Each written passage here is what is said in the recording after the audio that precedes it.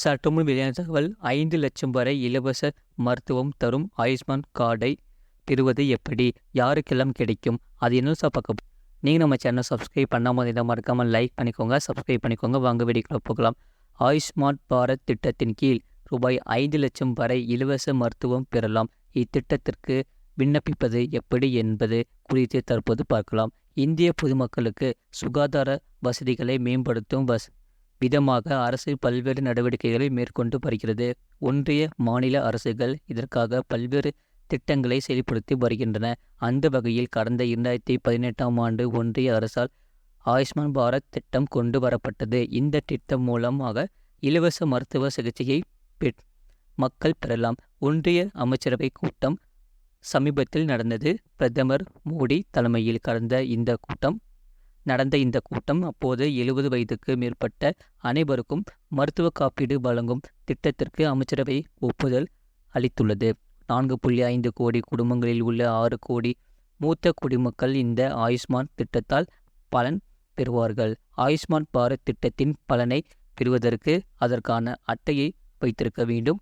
ஆதார் மற்றும் ரேஷன் கார்டுகள், வாக்காளர் அடையாள அட்டை போன்ற முக்கியமான ஆவணங்களை ஆயுஷ்மான் கார்டை பெறுவதற்கு அவசியம். SECC தரவு ஆதாரமும் வேண்டும். சமூக பொருளாதார சாதி வாரி கணக்கெடுப்பில் SECC 2011 பட்டியலில் இடம்பெற்றவர்கள் இத்திட்டத்தில் பலனை பெறலாம்.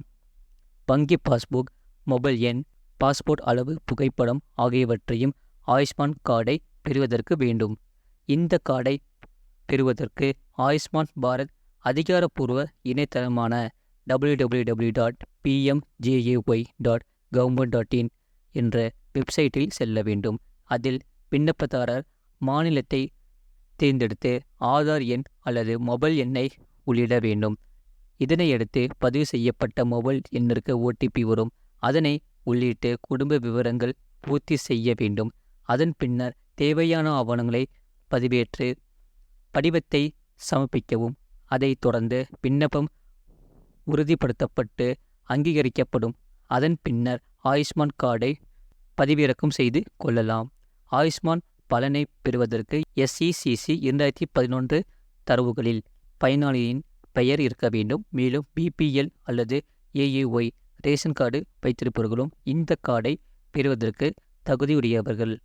இந்த ஆயுஷ்மான் கார்டு பெறுவதில் குடும்ப ஆண்டு வருமானம் ரூபாய் 5 லட்சத்திற்கு குறைவான இருக்க வேண்டியதும் கட்டாயம். அத்துடன் வெவ்வேறு அரசாங்க திட்டத்தின் கீழும் மருத்துவ காப்பீடு பெற்றவர்கள் இத்திட்டத்தின் பலனை பெற முடியாது என்பது குறிப்பிடத்தக்கது. இதுபோன்ற செய்திகளை உடனுக்குடன் அறிந்து கொள்ள மறக்காமல் சேனலை சப்ஸ்கிரைப் செய்யுங்கள், மற்றவர்களுக்கு தெரியப்படுத்த ஷேர் செய்யுங்கள்.